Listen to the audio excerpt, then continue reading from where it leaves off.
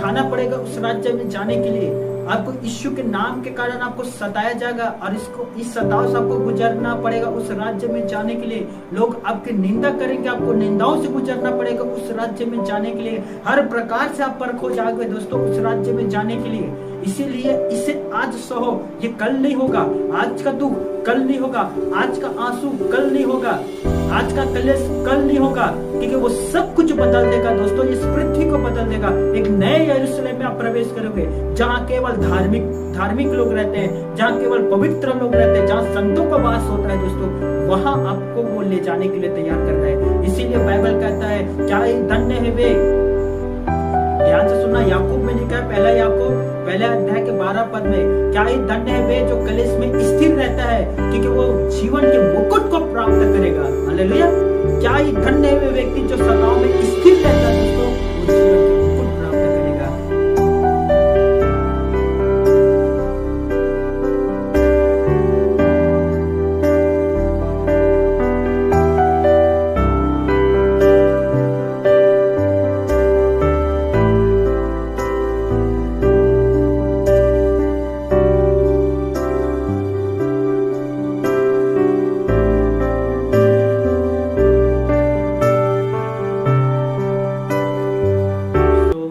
सभी को जय मसीह की।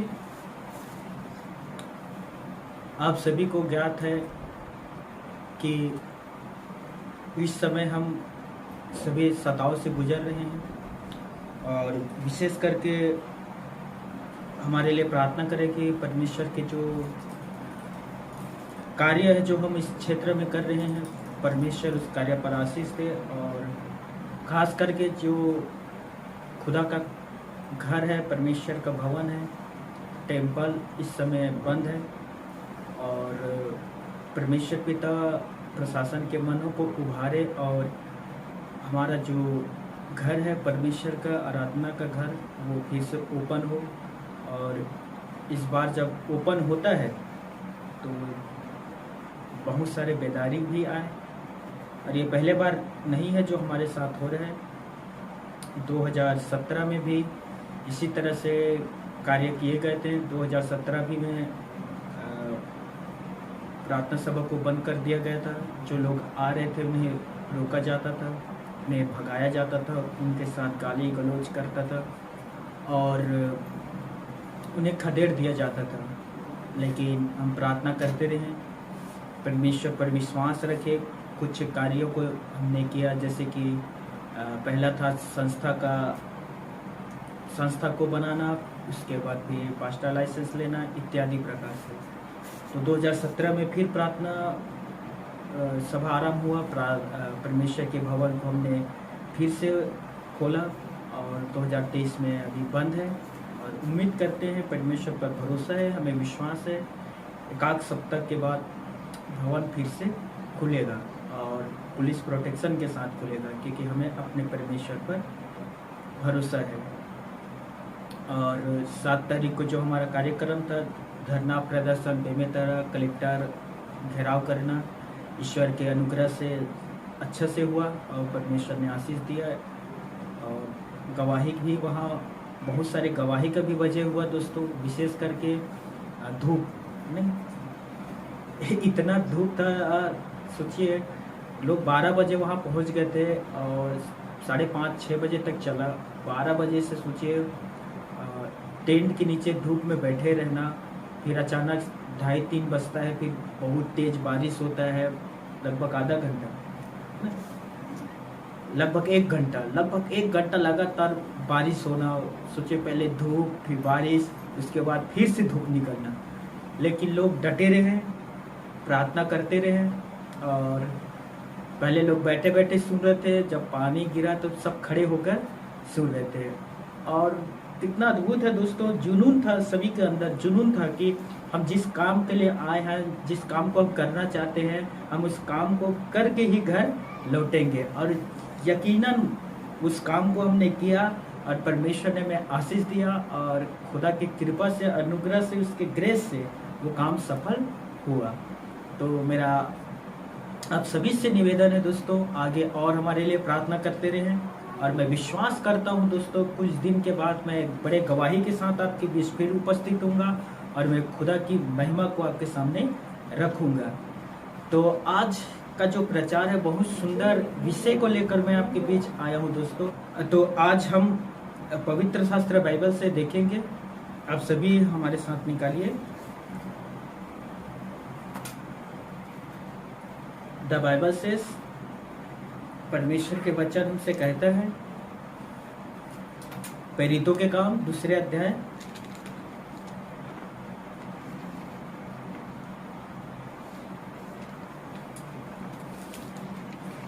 43 पद से लेकर 47 पद तक हम पढ़ेंगे, 43 से लेकर 47 तक।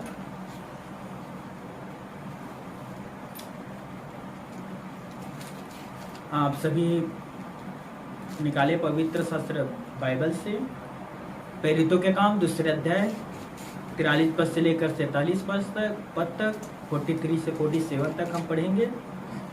यहाँ लिखा है, और सब लोगों पर भय छा गया और बहुत से अद्भुत काम और चिन्ह प्रेरितों के द्वारा प्रकट होते थे।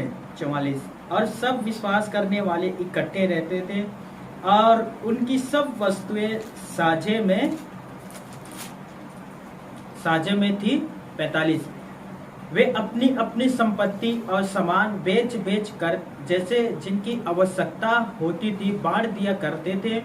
46 वे प्रतिदिन एक मन होकर मंदिर में इकट्ठे होते थे और घर घर रोटी तोड़ते हुए आनंद और मन की सीधाई से भोजन किया करते थे। 47 परमेश्वर की स्तुति करते थे और सब लोग उनसे प्रसन्न थे और जो उद्धार पाते थे उनको प्रभु प्रतिदिन उनमें मिला देता था। पिता परमेश्वर अपने पढ़े गए वचन पर हम सभी को आशीष दे, आमीन। वे सब लोग इकट्ठे रहते थे। परमेश्वर के ऊपर विश्वास करने वाले बिलीवर, विश्वासी, वे सभी इकट्ठे रहते थे। दोस्तों, आज का हमारा जो प्रचार है वो है एक झुंड में रहना। याद रखिए, यीशु ने कहा, मैं चरवाहा हूं, तुम मेरे भेड़ हो। और आपको ये बात पता होना चाहिए कि जो भेड़ होता है वे एक झुंड में रहता है, एक साथ रहता है, एक परिवार बनकर। जैसे यीशु ने उदाहरण दिया, तुम में से ऐसा कौन है जिसका 100 भेड़े हैं और एक खो जाए और वो उस एक खोए हुए को ढूंढने के लिए ना जाए।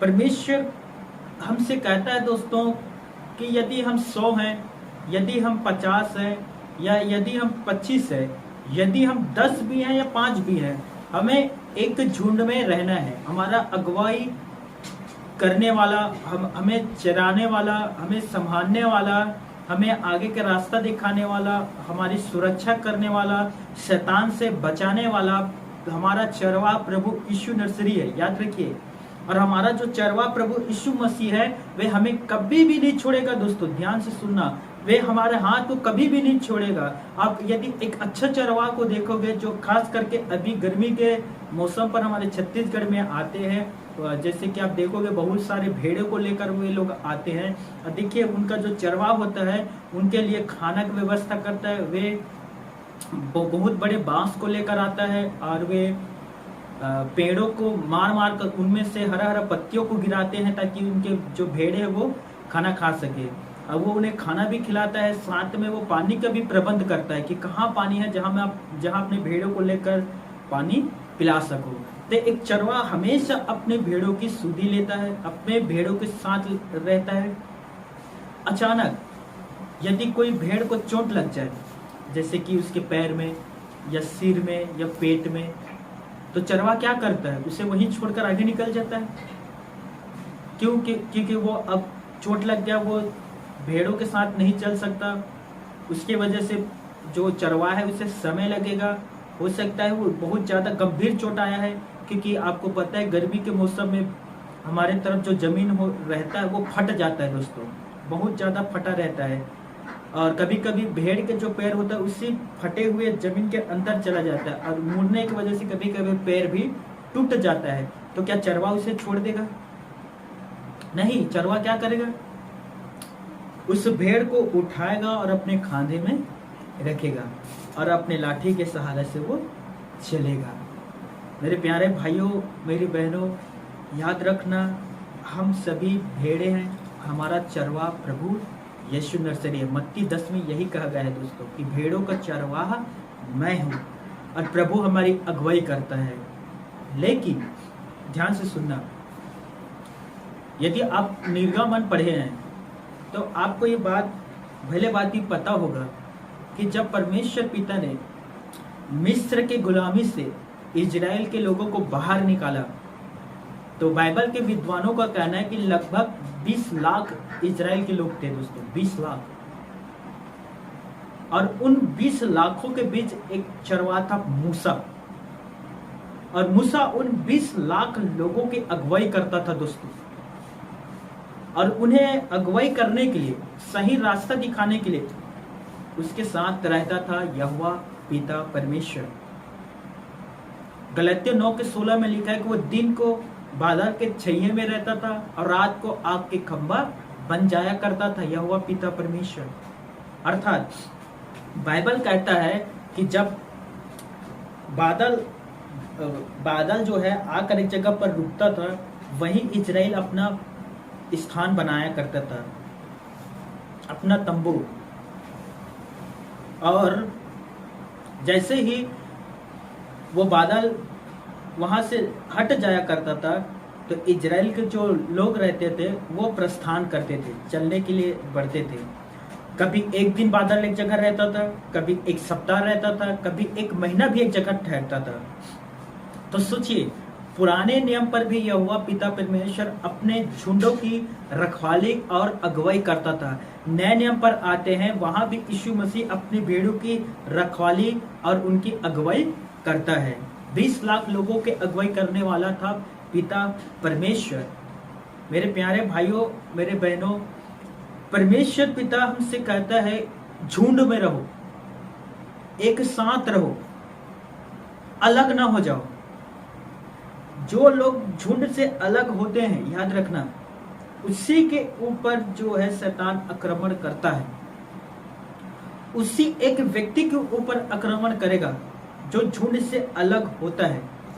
जैसे कि ध्यान से सुनना, अब यदि गिनती 16 अध्याय आप घर पर आराम से पढ़ना, वहां लिखा है कि कोहरा, दातान, अबीराम, ये 3 लोग मिस्र के लगभग 250 लोगों को अपने ओर कर लिया और मूसा, हारून के विरुद्ध ये लोग बात करने लगे और कहने लगे, क्या तुम ही सेवक हो? क्या परमेश्वर ने तुम्हें ही चुना है? क्या परमेश्वर ने तुमसे ही बात किया है? देखो, हम भी परमेश्वर की सेवक हैं, हम भी पवित्र हैं, परमेश्वर हमारे भी साथ रहता है। तो ये 250 जो लोग थे मूसा और हारून के विरोधी बन गए। और ना सिर्फ मूसा और हारून के विरोधी बने, बल्कि वे लोग अलग अपना झुंड बनाना आरंभ कर दिया। मूसा हारून से अलग होकर अपना झुंड बनाने लगा और उनसे अलग हो गया। दोस्तों देखिए, 20 लाख लगभग इजराइल एक झुंड में रहा करता था, अब 250 लोग उनमें से अलग हो गए, उस झुंड से दूसरे झुंड बनाकर अपने रहने लगे। नतीजा क्या हुआ दोस्तों? वे सभी के सभी जीवित अवस्था में अधोलोक में उतर गया। जीवित अवस्था में बाइबल लिखा है कि पृथ्वी ने अपने मुंह खोला और वे अपने कुटुंबियों समेत, अर्थात अपने घरानों समेत, वे सभी जीवित अवस्था में अधोलोक नरक में प्रवेश किया। दोस्तों मेरे प्यारे भाइयों, मेरी प्यारी बहनों, हम सबको परमेश्वर के साथ एक साथ रहना है, एक ही जुट में रहना है। जैसे कहावत है, 100 सियाना एक मत में चले। बुद्धिमान जो लोग होते हैं वे एक मत में चलते हैं, वे एक साथ रहते हैं दोस्तों। और उसी प्रकार से हमें भी एक साथ रहना है। जैसे कि प्रेरितों के काम 2 अध्याय के 44 पद में लिखा है कि वे सभी एक जगह इकट्ठा रहा करते थे। सभी के सभी विश्वासी एक जगहों पर इकट्ठा रहा करते थे प्रार्थना करने के लिए, परमेश्वर के वचन को स्वीकार करने के लिए, परमेश्वर के साथ आगे प्रस्थान करने के लिए, परमेश्वर के सुसमाचार सुनाने की जाने के लिए, रोटी तोड़ने के लिए, घर में एकजुट होने के लिए वे सभी लोग इकट्ठे रहा करते थे। लेकिन झुंड से अलग होने के वजह से बहुत सारे लोग जो हैं खत्म हुए दोस्तों। दूसरा उदाहरण आपको मिलेगा गिनती 14 अध्याय में। यहां लिखा है कि बहुत से लोग मूसा और हारून से फिर से अलग हुए। अब ये लोग कनान नगर अपने ही मन से जाने लगे कि हम लोग कनान नगर जाएंगे करके, और अमालेकी और कनानी लोगों के हाथों से मारा गया। झुंड से अलग होना अर्थात मृत्यु को जोखिम देना है या मृत्यु का निमंत्रण देना है। याद रखना मेरे प्यारे भाइयों मेरे बहनों, शैतान तब तक आक्रमण नहीं करता जब तक एक विश्वासी मसीह के झुंड में रहता है। मैं एक बार फिर कहता हूं, शैतान तब तक आक्रमण नहीं करता जब तक एक विश्वासी मसीह के झुंड में रहता है।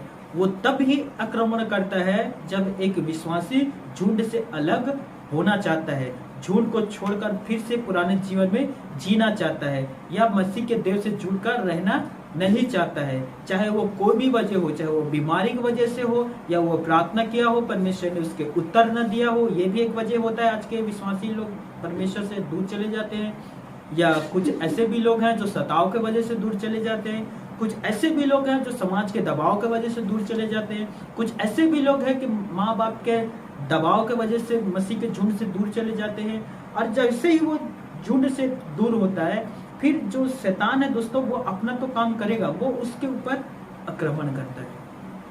यह बात सच है। सोचिए, एक व्यक्ति जब मसीह में आता है, वो प्रार्थना करना शुरू करता है, वो परमेश्वर के साथ संगति बिताना आरंभ करता है, लेकिन जब वो अचानक मसीह से दूर होता है तो शैतान उसे छोड़ेगा, बल्कि और 2 गुना ज्यादा उसके ऊपर प्रबल करेगा। मसीह में आने के बाद तूने मुझे कितना ज्यादा परेशान किया था, तू ही है ना जो यीशु के नाम से प्रार्थना करके मुझे भगाता था। तो सोचिए शैतान उसके साथ कैसा व्यवहार करेगा दोस्तों, और बहुत ज्यादा बुरा व्यवहार करेगा उससे के साथ। शैतान याद रखना घूमता है, देखता है, उसके बाद घात करता है। याद रखिए, वो आपको हमेशा दिखते रहता है कि ये कब झुंड से अलग होता है और मैं इसके ऊपर फिर घात करूं। जैसे कि नए नियम से उदाहरण देता हूं, यहूदा इस्करियोती जब तक प्रभु के साथ था सब कुछ अच्छे से चल रहा था। मत्ती 10 पढ़ लीजिए। वे लोग नगर में जाकर प्रभु यीशु का प्रचार करने लगा, लोगों के बीमारियों को दूर करता था, दुष्ट आत्माओं को निकालता था। वे लोग शैतान को बिजली के समान गिरते हुए देखते थे दोस्तों। बड़े बड़े चमत्कार करता था, बड़े बड़े चमत्कार, जब तक प्रभु उनके साथ था और चेले प्रभु के साथ थे। लेकिन जब शैतान ने यहूदा के मन पर डाला कि यीशु नर्सरी को पकड़ा है, और उसी पल उसने निर्णय लिया कि मैं यीशु को पकड़वाऊंगा, उसी पल वो शैतान के अधीन हो गया, शैतान उसके ऊपर प्रबल हुआ दोस्तों। और देखिए, प्रभु के झुंड से यहूदा अलग गया और चांदी के 30 सिक्के में अपने ईमान विश्वास को बेच दिया। लालच ध्यान से सुनना, लालच जो था यीशु के झुंड से यहूदा को अलग कर दिया दोस्तों, और वो खुद अलग होने का विचार यहूदा का था। ध्यान से सुनना, शैतान तो सिर्फ उसके अंदर लालच उत्पन्न करवाया था दोस्तों, लेकिन अलग होने का विचार फैसला यहूदा का था। और यहूदा अलग हुआ और शैतान फिर उसके द्वारा काम किया, और अलग ही होने की वजह से उसने अपने आप को फांसी में चढ़ाया, और वो पेट के भर जमीन पर गिरा और उसका पेट फटा और उसका अतरिया जो था वो सब बाहर निकल आया। मेरे भाइयों मेरे बहनों, इस बात को हमेशा याद रखना, आप परमेश्वर के भेड़े हैं और आपको झुंड में रहना अनिवार्य है। झुंड से अलग होकर आप जीवन बिताने की कोशिश करोगे तो याद रखना दोस्तों, वो घूम रहा है, वो देख रहा है, वो बिल्कुल आपके ऊपर घात करेगा, इसमें कोई भी प्रकार के शक नहीं है। इस बात को यीशु ने मत्ती रचित सुसमाचार 12वें अध्याय में भी कहा है कि जब अशुद्ध आत्मा एक मनुष्य के जीवन से निकलता है बाहर, बुराइयों का, व्यभिचार का, बुरे विचारों का, हत्या का, लोभ का, लालच का, घमंड का, इत्यादि प्रकार का, तो वो आत्मा दूसरे स्थानों को ढूंढता है, दूसरे व्यक्तियों को ढूंढता है, और जब उसे नहीं मिलता तो अपने से बुरी और 7 आत्मा लेकर उसी मनुष्य के ऊपर वो प्रबल हो जाता है, जो झुंड से बाहर निकलता है। दोस्तों, क्या शैतान मसीही झुंड एकता पर प्रहार कर सकता है? मैं एक बार फिर कहता हूं, क्या शैतान मसीही झुंड एकता पर आक्रमण प्रहार कर सकता है? इसका जवाब है नहीं। प्रेरितों के काम 2 अध्याय के पहले पद में लिखा है, जब पिन्तेकुस्त का दिन आया तो वे सब एक जगह पर इकट्ठे थे। यीशु ने उससे पहले कहा था, यरूशलेम को ना छोड़ना, इकट्ठे रहना, और उस वादा को जिसकी प्रतिज्ञा मैंने तुमसे किया है बाट जोते रहना। यीशु ने भी कहा था दोस्तों, इकट्ठे होना, ना छोड़ना, एक झुंड में रहना। अब पिन्तेकुस्त के दिन वे सभी 120 लोग एक साथ इकट्ठे थे और प्रार्थना कर रहे थे। एकाएक वे सभी पवित्र आत्मा से भरकर अन्य अन्य भाषा बोलने लगा। दोस्तों, इसीलिए मेरे प्यारे भाइयों और मेरी बहनों, हमें अलग नहीं होना है। आज जो खुदा से अलग हो रहा है, जो परमेश्वर से अलग होना चाहता है, इस बात को आप याद रखना। जो आप मनुष्यों को धोखा देते हैं, या कह सकते हो जो मनुष्य का नहीं हो सकता, वो परमेश्वर पिता के भी कभी नहीं हो सकता। जो मनुष्य को धोखा दे सकता है, वह आसमानी पिता को भी धोखा दे सकता है। इसीलिए एक विश्वासी को हमेशा दूसरे विश्वासी के ऊपर भरोसा रहता है। कल मुझे एक बहन बोल रही थी कि भैया आप केवल यीशु पर विश्वास रखना, उसके अलावा दूसरे मनुष्यों के ऊपर बिल्कुल विश्वास न रखना। मैंने कहा मैं बिल्कुल दूसरे मनुष्यों के ऊपर विश्वास नहीं रखता, गैर मनुष्यों के ऊपर विश्वास नहीं रखता, विश्वासियों के ऊपर बिल्कुल विश्वास नहीं रखता। तब उस बहन ने कहा विश्वासियों के ऊपर भी विश्वास मत रखना, वो भी धोखा देते हैं। तो मैंने कहा जब विश्वासी को धोखा देता है, फिर वो विश्वासी नहीं है। मेरी बात को समझिए, एक विश्वासी यदि दूसरे विश्वासी को धोखा दे रहा है तो वो विश्वासी नहीं है, वो ठोकर खिलाने वाला व्यक्ति है। मत्ती 18 में इस बात को यीशु ने कहा, जो कोई, चलिए मेरे साथ निकालिए, बहुत अच्छा वचन है। मत्ती 18 अध्याय, हालेलुया, ध्यान से सुनना आज के वचन दोस्तों।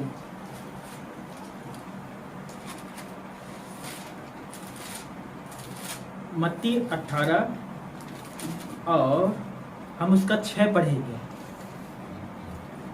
देखिए यह क्या लिखा है, पर जो कोई इन छोटे में से जो मुझ पर विश्वास करते हैं एक को ठोकर खिलाए, जो मुझ पर विश्वास करते हैं एक को ठोकर खिलाए, उसके लिए भला होता कि बड़ी चक्की का पाट उसके गले में लटकाया जाता और वह गहरे समुद्र में डुबाया जाता। आप प्रभु के विश्वासी को आप धोखा नहीं दे सकते दोस्तों।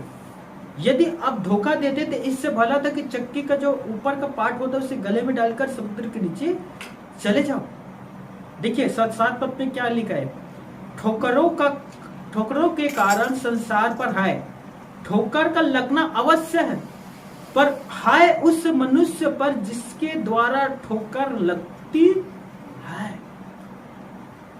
मैंने उस बहन से कहा, यदि एक विश्वासी दूसरे विश्वासी के ऊपर विश्वास नहीं करेगा, फिर एक मसीहत कैसे खड़ा होगा? मसीहत का जो नींव है, मसीहत का जो फाउंडेशन है, जड़ है, वो तो विश्वास ही है। इब्रानियों की पुस्तक में लिखा है कि मेरा विश्वासी, मेरा धर्मी जन विश्वास से जीवित रहेगा। इब्रानियों 10 में लिखा है। मैं एक बार फिर कहता हूँ, मेरा धर्मी जन विश्वास से जीवित रहेगा। मेरे प्यारे भाइयों और मेरी प्यारी बहनों, यदि हम मनुष्य होकर दूसरे मनुष्य जो विश्वासी है हम उसे धोखा दे रहे हैं, हम उनका नहीं हो सक रहे हैं, तो हम परमेश्वर का कैसे होंगे बताइए। जो मनुष्य हमें दिखाई दे रहा है हम उस मनुष्य को धोखा देते हैं, तो जो परमेश्वर दिखाई नहीं दे रहा है आप उसे कितना धोखा देते होंगे।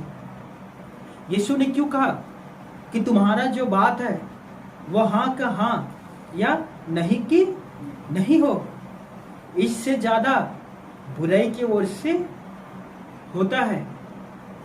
अब यकीन नहीं करोगे दोस्तों, 7 तारीख को हमारा धरना था। ईश्वर का मैं धन्यवाद देता हूँ कि बहुत सारे मसीह भाई बहन आकर उस धरने में सहभागी लिया और हमारा सपोर्ट किया, हमारे साथ खड़ा हुआ। ना सिर्फ मसीह भाई बहन बल्कि सर्व जाति, सभी जाति से लोग वहाँ इकट्ठे थे दोस्तों, और हमारा जो काम था वो सफल हुआ।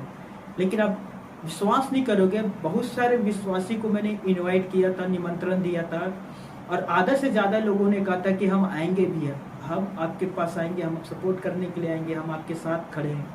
लेकिन आया कहाँ दोस्तों।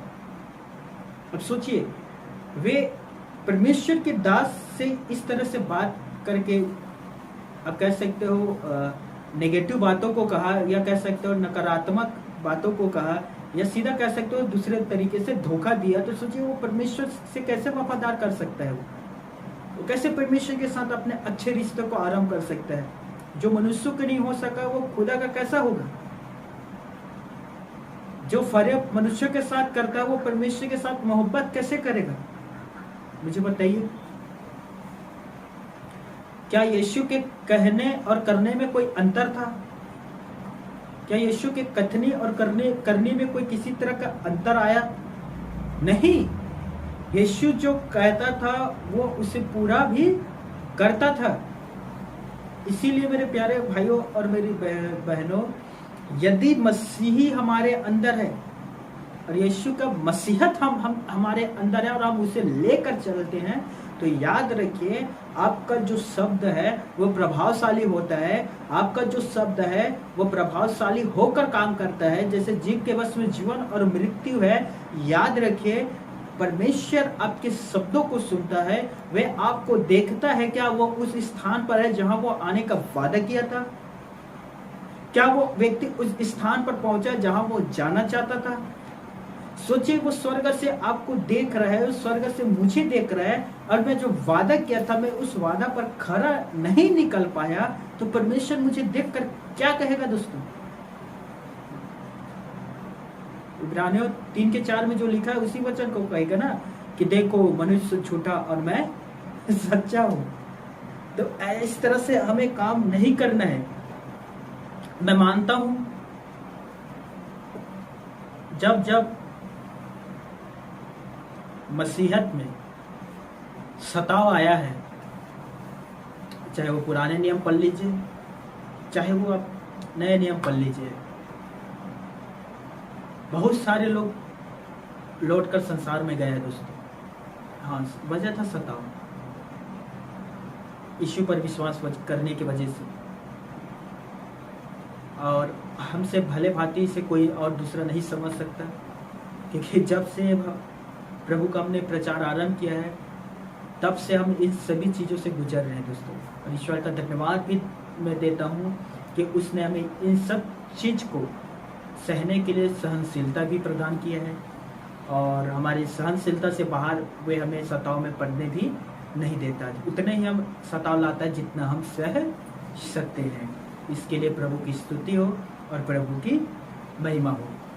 जब जब कलीसिया में अटैक हुआ है, बहुत सारे लोग हैं जो लौटकर संसार में चला गए हैं। प्रेरितों के काम 4:4 पढ़ लेना, वहाँ विरोध हुआ, कुछ प्रेरित की ओर हो गए, कुछ नगर में वापस चले गए। ध्यान से सुनना, जब तेज आंधी आता है, बहुत तेज आंधी आता है दोस्तों, तो पेड़ से कच्चा जो फल होते हैं ना वो गिर जाते हैं। अब किसी भी पेड़ के पास चले जाना, जब बहुत जोर से आंधी आएगा ना, आप देखोगे कच्चा जो फल रहता है वो गिर जाता है। हर एक नहीं, हर एक फल नहीं गिरता दोस्तों, कच्चा ही फल गिरता है। और क्यों गिरता है वो, क्यों गिरता है? मैं उदाहरण देता हूं। यीशु ने कहा, मैं दाख लगता हूं और तुम डाली हो, तुम मुझ में बने रहो और मैं तुम में बना रहूं, तो तुम बहुत सारे फल लाओगे। अब आपको समझ में आ गया होगा क्यों फल गिरता है, क्योंकि वो यीशु में बना हुआ नहीं है। इसीलिए जब बहुत तेज आंधी आता है ना दोस्तों, तूफान उठता है, पेड़ को नीचे नीचे झुका भी देता है, लेकिन पेड़ फिर से खड़ा हो जाता है। हालेलुया। याद रखना, वही कच्चा फल ही गिरता है दोस्तों, जो डाली में बना रहना नहीं चाहता। और जो बने रहना चाहता है, कितनों आंधी आए, कितनों बड़े तेज तूफान आए, पेड़ को नीचे झुका देगा दोस्तों, फल उसमें लगे रहेगा, वो पेड़ फिर खड़ा होगा, फल उसी के साथ रहता है, क्योंकि वो जो पेड़ है उस फल को थामा हुआ है, और फल जो है पेड़ में रहना चाहता है। लेकिन जब बहुत तेज आंधी तूफान आता है, पेड़ इधर होता है, पेड़ उधर होता है, जो फल रहता है वो फल, कच्चा फल, वो कमजोर होने लगता है, अपने आप को कमजोर महसूस करने लगता है, इधर उधर। शैतान इसी करवाता है अटैक दोस्तों, याद रखना। वो सताव के ऊपर सताव लाता है, जैसे कि अब जो यीशु पर विश्वास नहीं करता वो सताव करता है, फिर और कुछ दल है वे आक्रमण करता है, फिर सामाजिक आक्रमण, सामाजिक बहिष्कार का आक्रमण, फिर परिवार वाला का आक्रमण, फिर आता है माँ बाप का।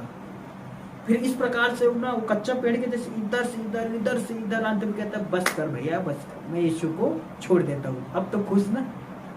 हमारी बेमी तरह की बात है। एक बंदा है, एक भाई यीशु पर विश्वास किया, बपतिस्मा ले लिया, पवित्र आत्मा से भी भर गया, लड़का है वो, शादी भी मसीह में हुआ, मसीह लड़की के साथ शादी किया, उनके ऊपर बहुत सारे सताव आया, इधर से उधर से इधर से। एक दिन पंचायत बुलाया गया, पंचायत में उसे बुलाया, बैठाया, कैसे करोगे, यीशु के साथ चलोगे या छोड़ोगे? यीशु को यदि आप स्वीकार करोगे तो हम समाज में आपको जगह नहीं देंगे, हम समाज में आपको रहने नहीं देंगे। उस भाई ने कहा, मैं समाज में रहना चाहता हूँ। उसका कहना था, मैं यीशु को आज से छोड़ता हूँ, और उसने यीशु को छोड़ दिया दोस्तों, वो समाज में चले गए। यही वो कच्चा फल है जो आंधी तूफान आने से गिर जाता है, लेकिन जो उसमें बना रहता है, वो जो कच्चा है वो पकता है दोस्तों, और वो लोग उसे बड़े स्वाद के साथ खाता है, और वही एक फल जमीन पर बोया जाता है। यीशु ने कहा, मैं तुमसे सच कहता हूँ, जब तक गेहूं का एक दाना भूमि पर नहीं पड़ता वो अकेला रहता है, जब वो भूमि पर पड़ता है तब वो 1000 गुना ज़्यादा फल लाता है। हालेलुया। जब आप तैयार हो जाते हैं दोस्तों, आपको लोग चाहने लगते हैं, आपको पसंद करने लगते हैं, आपके पास आकर आपके शब्दों को सुनने लगते हैं। जैसे सुलेमान राजा के पास एक स्त्री बहुत दूर से सफ़र करके उसके बाद सुनने के लिए आए थे, वैसे आपके पास भी लोग आने लगते हैं। आपका जो विश्वास है वो पक चुका है, आप विश्वास में मजबूत हो चुके हैं, आप शद्रक मेशक ओबेदनगो के जैसे बन चुके हैं दोस्तों। लोग आपके पास आएंगे, आपके विश्वास के बारे में पूछेंगे, दूसरे जो विश्वास में कमजोर है वो आपके पास आकर आपके विश्वास के विषय में पूछेंगे, आप उन्हें अपनी गवाहियों को बताएंगे दोस्तों, और उनका भी जो जीवन है आपको देखकर वे भी मसीह में और समर्पित होते चले जाएंगे। आपके विश्वास को पता लगाने के लिए आपको हमारे भी विश्वास की जरूरत पड़ता है, याद रखना इस बात को। हालेलुया। फिर आप पक चुके हैं दोस्तों, लोग बड़े चाह के साथ आपको चखना चाहेगा, आपको चखना चाहेगा, मैं सच कह रहा हूँ। फिर वो जो बीज है वो जमीन पर आता है, वो जमीन पर बोया जाता है, और वो फिर बहुत सारे फल लाता है। तो आप किस प्रकार के फल है दोस्तों, कच्चे या पकने वाले, या पकने के रास्ते में है, धीरे धीरे पक रहे हैं, या आपके ऊपर है दोस्तों। क्या आंधी तूफान आपको हताश कर सकता है? क्या आंधी तूफान आपको पीछे ढकेल सकता है? क्या आंधी और तूफान आपको मसीहत को छोड़ने में मजबूर कर सकता है? यीशु एक दिन नाव पर था, बड़ा तेज आंधी तूफान आया, नाव लहरा रहा था, यीशु लेकिन आराम से सोया हुआ था दोस्तों। लेकिन चेले डर गए आंधी तूफान को देखकर। चेले जो था वे डरने लगे। वे लोग इतना डर चुके थे, उन लोगों ने सोचा कि आज हमारा आखिरी दिन है, नाव पलटेगा और हम समुद्र में जाकर डूब जाएंगे। यही डर दोस्तों, ये जो डर है ना, शैतान मनुष्य के अंदर उत्पन्न करवाता है। डर, मृत्यु का डर। परसों मुझे एक भाई कह रहा था, भाई मरना तो सबको है, एक दिन सबको तो वहां जाना है, ठीक है, किसी को आगे और किसी को पीछे, पर सभी को तो वहां जाना है। याद रखना, मृत्यु सत्य है दोस्तों, इसे कोई भी टाल नहीं सकता। चेले डर गए क्योंकि उनका जो आत्मा था वो जोखिम में आ चुका था, लेकिन यीशु नहीं डरा था, वो सोया हुआ था। क्योंकि यीशु को बात पता था, ये आंधी है, ये जो तूफान जो आ रहा है, जो ये लहर है जो समुद्र का आ रहा है, वो मुझे परेशान नहीं कर सकता, वो मेरे शांति को भंग नहीं कर सकता, वो मेरे आनंद को छीन नहीं सकता। इसीलिए वो सोया हुआ था दोस्तों। लेकिन चेले जो थे वो डर गए थे। मैं कहना क्या चाह रहा हूँ, ये जो आंधी तूफान अभी उठा है हमारे यहाँ, हमारे भवन में, ये चला जाएगा। ये प्रभु हमारे साथ है दोस्तों। आप प्रार्थना करिए, आपका आनंद आपके साथ रहना चाहिए, आपके विश्वास आपके साथ रहना चाहिए, आपकी एकता आपके साथ रहना चाहिए। ये कुछ दिन के बाद एकदम शांत हो जाएगा, एकदम शांत। यीशु उठा, आंधी तूफान को डांटा, शांत हो गया दोस्तों, बाइबल पर लिखा है। इसीलिए मेरे प्यारे भाइयों और मेरी बहनों, हमें झुंड में बन के रहना है।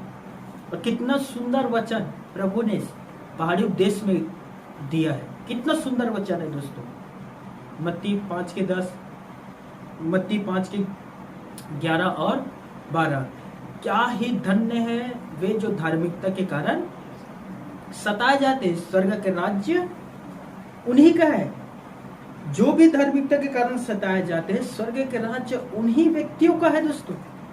अब मुझे बताइए दोस्तों, हम और आप सताए जा रहे हैं, सताओं से गुजर रहे हैं, तो एक दिन हमें धार्मिकता का मुकुट भी तो मिलेगा। आप जो आज बो रहे हो पृथ्वी पर, एक दिन उसे वहां तो भी तो आपको काटना है दोस्तों। जितना परिश्रम आप प्रभु में कर रहे हो, कोई भी व्यर्थ नहीं जा रहा है, सबका प्रतिफल एक दिन आपको वहां मिलेगा। हालेलुया। फिर वो 11-12 में कहता है, मत्ती 5:11-12 में, क्या ही धन्य है वे जो मेरे कारण लोग तुम्हें बुरा बुरा कहते हैं या तुम पर झूठी दोष लगाते हैं, तब तुम आनंद और मग्न होना। कि ध्यान से सुनना दोस्तों, लोग आपके पास आएंगे, आपके ऊपर झूठा दोष लगाएंगे, बाइबल में लिखा है, आपके विषय में बुरी बुरी बातें गढ़ेंगे। ये यीशु ने कह दिया है दोस्तों। अब उदाहरण के तौर पर, सबसे ज्यादा विश्वासी के ऊपर दोष लगाए जाते हैं और अफवाह बातों, गॉसिप को फैलाए जाते हैं, और वो है धर्मांतरण। अर्थात ये लोग, मसीह के जो लोग हैं, यीशु के जो लोग हैं, वे धर्मांतरण करवाता है, धर्म बदलवाता है। मुझे एक बात समझ में नहीं आया, यदि सच में ऐसा हुआ है हमारे बेमेतरा में मेरे द्वारा, तो एक व्यक्ति सामने आकर तो गवाही दे कि हाँ, मैं इनके पास गया था और मैं फलाना का जाति के था, अब मैं ये जाति का बन गया हूँ। एक तो खड़ा होकर बताए। झूठ के ऊपर झूठ लोग फैला रहे हैं दोस्तों। यीशु ने कहा था ना, एक बार पढ़िए मत्ती 5:11-12, देखिए यीशु ने क्या कहा, देखिए। हाँ, ये देखिए 11 में लिखा है, धन्य हो तुम जब मनुष्य मेरे कारण तुम्हारी निंदा करे और सताए और झूठ बोल बोल कर तुम्हारे विरोध में सब प्रकार की बुरी बातें कहें। देखिए क्या लिखा है, तुम्हारी निंदा करे और सताए, झूठ बोल बोल कर तुम्हारे विरोध में सब प्रकार की बुरी बातें कहें। सब प्रकार की, 1, 2, 3 नहीं, हजारों प्रकार की बुरी बातें कहे। जैसे 4-5 प्रचलित है, फेमस है, धर्मांतरण, पैसा देते हैं, प्रलोभन, अनाज देते हैं, अनाज देकर, एक बोरी अनाज देकर धर्म बदलवाते हैं। फिर आता है अच्छा नौकरी देने का वादा, फिर आता है उनका बीमार होता तो इलाज करवाने का वादा। मेरे प्यारे भाइयों, मेरी बहनों, क्या किसी के विश्वास इतना कमजोर होता है, इतना कमजोर है, इतना छोटा होता है कि एक बोरी चावल में कोई बदल जाएगा? बताइए, क्या किसी के विश्वास इतना कमजोर होता है कि वो 2-4 हजार या 2-4 लाख रुपए में अपने ईमान को बेच देगा? बताइए। यह मैं विरोध करने वालों से कहता हूं, ध्यान से सुनना, यदि सच में एक बोरी चावल देने से वे लोग यीशु मसीह पर विश्वास किया, तो आप 2 बोरी चावल देकर उसे वापस बुला लो ना। क्यों उन्हें धमकी देते हैं? क्यों उन्हें जान से मारने के लिए आगे आते हैं? क्यों उन्हें समाज से बहिष्कृत किए जाते हैं? क्यों उनका खाना पानी को बंद किए जाते हैं? क्यों उन्हें पानी नहीं देते हैं? क्यों उनसे भेदभाव किए जाते हैं? क्यों उन्हें देखकर गंदे गंदे गाली देते हैं? यदि कोई भी मसीह व्यक्ति एक बोरी चावल देकर किसी एक व्यक्ति का धर्मांतरण किया है, 2 बोरी चावल देकर वापस बुला लो। प्यार से करो ना, नफरत क्यों फैलाते हो? क्यों उन्हें मारने के लिए आगे आते हो? यदि किसी व्यक्ति को 20,000 या 30,000 देकर उनका धर्मांतरण किया गया है, तो 50,000 देकर उसे वापस बुला लो। ऐसे क्यों नहीं करते? क्योंकि इन्हें भी पता है हमारे पास कोई ना कोई तो वजह चाहिए जिसके कारण हम इनके ऊपर आक्रमण करें, इनके ऊपर दोष लगाएं। तो क्या करें? धर्मांतरण का लगाते हैं, चलो ये बेस्ट है, वहां धर्मांतरण किया जाता है। मेरे भाई, दूध का दूध और पानी के पानी हो जाता है, याद रखना। अब चाहे जितनों भी दोष लगाओ, जितनों भी बुरी बुरी बातों को कहो, याद रखना दोस्तों, ऊपर वाला देख रहा है। एक सच्चा मसीह किसी भी व्यक्ति का धर्मांतरण कभी नहीं करवाता है। एक सच्चा मसीह कभी भी किसी भी व्यक्ति का धर्म नहीं बदलता, याद रखना। वो पूरा संभव प्रयास करता है कि ये जो गंदगी के रास्ता में है, जो कीचड़ में फंसा हुआ है, जो नशा ना गाड़ी देना, गाली गलौज करना, उस कीचड़ से बाहर आ जाए। ये एक मसीह व्यक्ति चाहता है। एक उद्धार पाए व्यक्ति के पास जाकर पूछो कि आप क्यों लोगों के बीच जाकर प्रचार करते हो? आपको इतना गालियां देते हैं फिर भी आप प्रचार करते हो, आपको जेल में भी डलवा देते हैं फिर भी आप प्रचार करते हो, आपको हम ये करते हैं आपके साथ वो करते हैं फिर भी आप प्रचार करते हो। अब रुकते क्यों नहीं हो? जाकर पूछो उससे, वह बताएगा कि वह क्यों नहीं रुकता, क्यों वो मसीह यीशु का प्रचार करता है। उसे मनुष्यों से किसी प्रकार के चीज या वस्तु या पैसा पाने का लालच नहीं होता। उसका इच्छा होता है कि उसका आत्मा बच जाए। एक मसीह प्रचारक हमेशा यह चाहता है कि जैसे वो परमेश्वर को महसूस करता है, वो परमेश्वर के जिस तरह से गहराई से वो परमेश्वर से प्यार करता है, उसी तरह से वो व्यक्ति भी प्यार करे, वो भी परमेश्वर के सच्चे और प्यार को समझे। क्योंकि बाइबल में लिखा है परमेश्वर प्रेमी है और उसने जगत से ऐसा प्रेम किया कि अपना इकलौता बेटा दे दिया। इसीलिए एक प्रचारक इतना मार खाने के बाद भी यीशु के प्रचार करता है, इतना सताव सहने के बाद भी यीशु के प्रचार करता है। अब उसे कहीं भी भेज दो, जेल में डाल दो, काला पानी में डाल दो, वो वहां भी जाकर यीशु के प्रचार करेगा। क्योंकि वो चाहता है कि जो मैं ये महसूस करता हूँ वो सामने वाले भी वो महसूस करें। एक उद्धार पाए हुए व्यक्ति कभी भी शांत नहीं रहता दोस्तों, याद रख लेना। इसीलिए आप जितना भी चाहे प्रोपोगंडा फैलाओ, झूठा डंबर फैलाओ, जो भी करना है कर लो, मसीहत कभी ना रुका है ना रुकेगा, हमेशा वो फैला है और प्रभु के आते तक फैलते रहेगा। हालेलुया। इसीलिए मेरे प्यारे भाइयों और मेरे बहनों, आप सभी विश्वासी से मैं कहता हूँ, आप धन्य व्यक्ति हैं जो यीशु के ऊपर विश्वास करने से सताए जाते हैं। आपके ऊपर यदि निंदा करते हैं, आप धन्य व्यक्ति हो। आपके ऊपर बुरे बुरे दोष लगाते हैं, आप धन्य व्यक्ति हो। आपका निरंतर तिरस्कार किया जाता है, आप धन्य व्यक्ति हो। क्योंकि स्वर्ग का राज्य आप ही का है। आनंदित हो, मगन हो, आप सही रास्ते में चल रहे हैं, इसीलिए आपका सताव हो रहा है दोस्तों। हालेलुया। 12 देखिए यही लिखा है, तब आनंद और मगन होना, क्योंकि तुम्हारे लिए स्वर्ग में बड़ा फल है। हालेलुया। हताश मत होइए दोस्तों। और आखिरी में मैं यही कहना चाहता हूं, प्लीज झुंड से अलग ना हो। यदि आप झुंड से अलग होना चाहते हैं, आपको कोई नहीं रोकेगा। दूसरा कुरिन्थियों 3:17 पर प्रभु तो आत्मा है, और जहां कहीं प्रभु का आत्मा है वहां स्वतंत्रता है।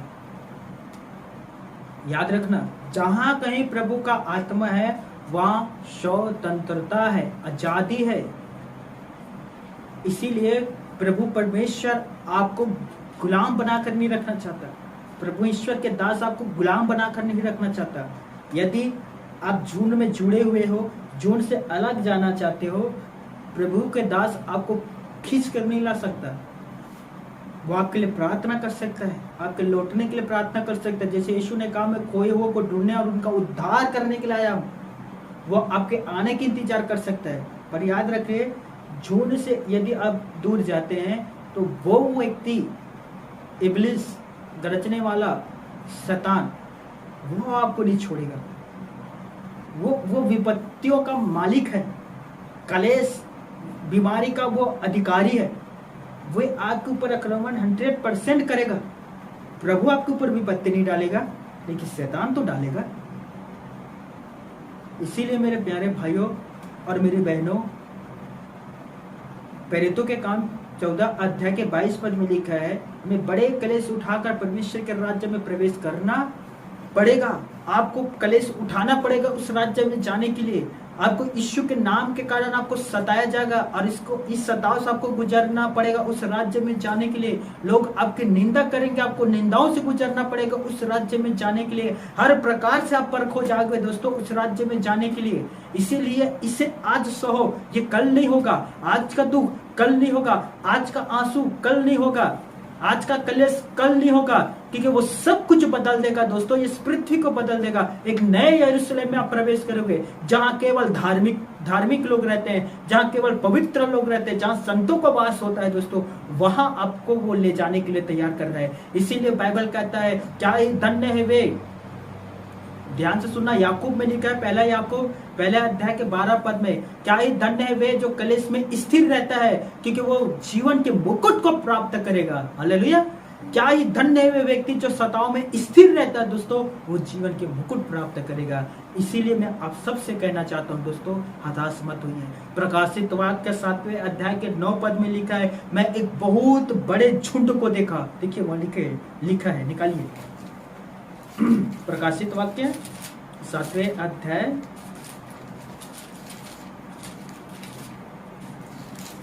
9 से हम पढ़ेंगे। हालेलुया। इसके बाद मैंने दृष्टि की, और देखो, हर एक जाति और कुल और लोग और भाषा में से एक ऐसी बड़ी भीड़ जिसे कोई गिन नहीं सकता था, श्वेत वस्त्र पहने और अपने हाथ में खजूर की डालियां लिए हुए सिंहासन के सामने और मेमने के सामने खड़ी है। एक बहुत बड़ी भीड़ दोस्तों, जिसे कोई गिन नहीं सकता। सोचिए कितना खुशी की बात है। हर कुल, भाषा, लोग, जाति, कास्ट, गोत्र, गोरे, काले, नाटे, लंबे, समझ में आ रहा है? हर एक प्रकार से, भारत, इंग्लैंड, पाकिस्तान, सब देश से। सोचिए एक बहुत बड़े भीड़। अब सोचिए, जो यहाँ एकजुट है वो वहां भी तो एकजुट होगा ना। हालेलुया। परमेश्वर ने लिखा है, बाइबल में हमने पढ़ा आरंभ में, जो उद्धार पाते थे उसे उसमें मिला दिया जाता था, उसमें जोड़ दिया जाता था। प्रेरितों के काम में हमने पढ़ा है दोस्तों, प्रेरितों के काम 2 अध्याय के 47 में, जो व्यक्ति उद्धार पाते थे उसे उसमें मिला दिया जाता था। यहाँ हम एकजुट है, वहां भी हम एकजुट होंगे। यहाँ हमारा गिनती हो रहा है, वहां हमारा कोई गिनती नहीं होगा दोस्तों, क्योंकि एक बहुत बड़े भीड़ जिसे कोई गिन नहीं सकता। वे श्वेत वस्त्र पहने हुए रहेंगे, मेमने के लहू से वो धुला हुआ व्यक्ति, उसे श्वेत वस्त्र यीशु मसीह पहनाएगा। प्रकाशित वाक्य 3 में लिखा है। दूसरा, वह हाथ में खजूर के डालियां लिए रहेंगे और वे जोर से चिल्लाएंगे। देखिए 9-10 में लिखा है, और बड़े शब्द से पुकार कर कहती है, उद्धार के लिए हमारे परमेश्वर का जो सिंहासन पर बैठा है और मेमने का जय जयकार हो। Hallelujah, hallelujah. उद्धार देने वाला परमेश्वर का और मेमने का जय जयकार हो। आई होप, मैं उम्मीद करता हूँ कि आज आपने मसीह के एकता, द बॉडी ऑफ क्राइस्ट, मसीह के देव का आप समझ पाए हैं। झूठ से अलग होने की कोशिश ना करिए दोस्तों। याद रखना, हर दिन एक जैसा नहीं होता, हर दिन हर पल एक जैसा नहीं होता, हर दिन बदलता है दोस्तों। आज कलेश का समय है, कल आनंद के भी समय आएगा। हालेलुया। आज रोने का समय है तो कल हंसी का भी समय आएगा। आज छाती पीटने का समय है तो कल दाऊद के समान नाचने का भी समय आएगा। हालेलुया। इसीलिए मेरे प्यारे भाइयों और मेरी बहनों, झूठ पर रहें, प्रार्थना करते रहें, परमेश्वर के वचन पढ़ते रहें, एकजुट होते रहें, और विशेष करके दोस्तों प्रभु से अलग होने की कोशिश ना करें। इस समय शैतान आपको भरमाने का कोशिश करेगा, बहकाने की कोशिश करेगा, डराने की कोशिश करेगा, हताश कराने की कोशिश करेगा, बुरे सपने को लाने की कोशिश करेगा, क्योंकि यही समय है जब वो आपके ऊपर आक्रमण करना चाहेगा। क्योंकि अभी कहते हैं ना, लोहा गरा में सही समय हथौड़ा मार दो, तो शैतान के लिए अभी सही समय है, वो आपको ऊपर हथौड़ा मारने की कोशिश करेगा। और मैं देख रहा हूँ बहुतों को मार भी दिया है, बहुतों को मार दिया है। लेकिन जो प्लीज अभी प्रभु में है, अब प्रार्थना करिए, विश्वास में बने रहे, संगति में जुड़े रहे। God bless you. प्रभु आप सभी को आशीष दे। आमीन।